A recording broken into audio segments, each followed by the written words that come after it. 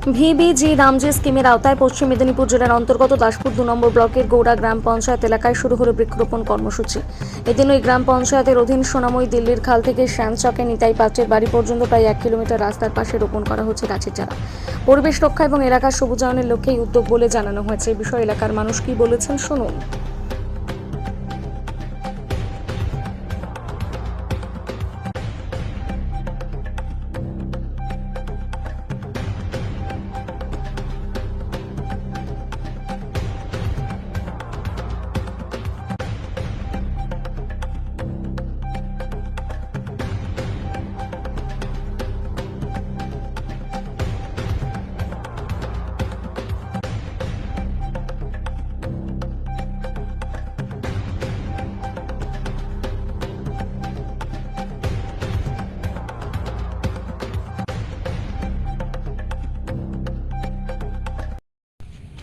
দীর্ঘদিন জব কার্ডটা বন্ধ ছিল বিগত সরকারের দুর্নীতির জন্য।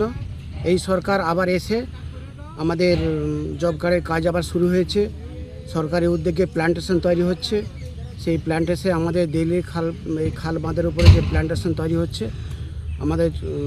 আমি অনুরোধ করব জনগণকে যেন এই প্ল্যান্টেশনটা সবাই রক্ষা করবেন এবং একটি গাছ একটি প্রাণ রক্ষা করার দায়িত্ব সবাইয়েরই। আমাদের সবারই দরকার এই গাছকে রক্ষা করার। আর এই বাঁধের উপরে প্রকাশ্যে কেউ গরু বাছুর কুকুর ছাগল মারা গেলে আপনারা দয়া করে গর্ত খুলে মাটি খুলে পুঁতে দেবেন, কিন্তু প্রকাশ্যে ফেলবেন না। কারণ এই রাস্তা জনসাধারণের বহু লোক যাতায়াত করে, দুর্গন্ধের জন্য মানুষ হাঁটাচলা করতে পারে না। আর এখানে প্রায় সময় গাছের পরিচর্যা করা হয়, তাদের কাজের অসুবিধা হয়। এই জন্য সবাইকে অনুরোধ করব যেন আপনার প্রকাশ্যে কোনো আবর্জনা ফেলবেন না।